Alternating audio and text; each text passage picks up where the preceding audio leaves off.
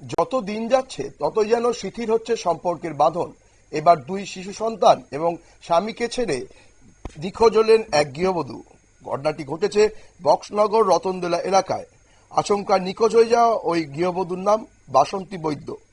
পরিবার সূত্রে জানা গেছে, গত 4 আগস্ট সকাল 10টা নাগাদ বাসন্তী বৈদ্য বাড়ির পাশে একটি সাবমার্সিবল মেশিনের কাছে স্নান করতে গিয়েছিলেন, কিন্তু দীর্ঘ সময় পরও তিনি বাড়ি না ফেরায় উদ্বিগ্ন হয়ে ওঠেন পরিবারের সদস্যরা।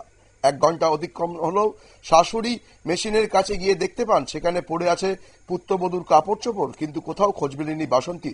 পরিবারের পক্ষ থেকে গত 2 দিন ধরে সম্ভাব্য সমস্ত জায়গায় খোঁজাখুঁজি চালানো হলেও তার কোনো সন্ধান পাওয়া যায়নি।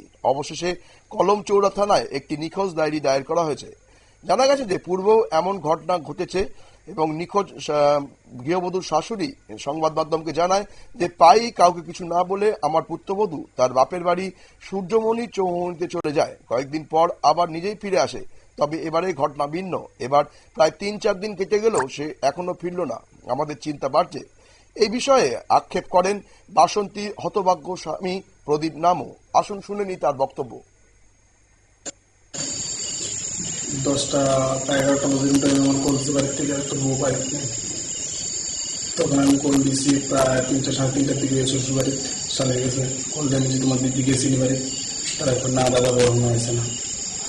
তখন আমি প্রায় 6টা পর্যন্ত অপেক্ষা করছি, বাসাতে দিতে তারা তর্ক কল দিতে আসেনি এখন না। তারপর আমি খোঁজাখুঁজি করছি, বিশাল পর্যন্ত গেলাম খুঁজতে খুঁজতে। তারপর হঠাৎ করে একটা আমার বন্ধু দেখছে আমার বউরে বিশাল করে উদ্যোগ উঠছে বসানো থেকে। তো ওখানে তখন আমি বিশাল পর্যন্ত গেছি, প্রায় সময় 8টা বাজবে রাত্র হয়ে গেছে। খুঁজতাম গেছি, ওইখানে কিছু কিছু পাইছি না, মন্দির মসজিদ আর সব কিছু পিছিয়ে গেছি, খুঁজে পাইছি আজকে 3 দিন। তোমার নাম? আমার নাম আছে প্রদীপ নাম। বউয়ের নাম? বাসন্তী গুপ্ত নাম। বাড়ি কোনটা নেন? সূর্য মৌসুমী। তোমার বাড়ি? আমার বাড়ি বক্সনগর রতনদোলা। মা নিখোঁজ হওয়ার পর থেকেই প্রদীপবাবুর 2 শিশু সন্তান কান্নায় আকুল হয়ে গেছে। এর ফলে দ্রুত স্ত্রীকে ফিরিয়ে আনার দাবিতে থানার কাছে আবেদন জানিয়েছেন হতভাগ্য প্রদীপবাবু।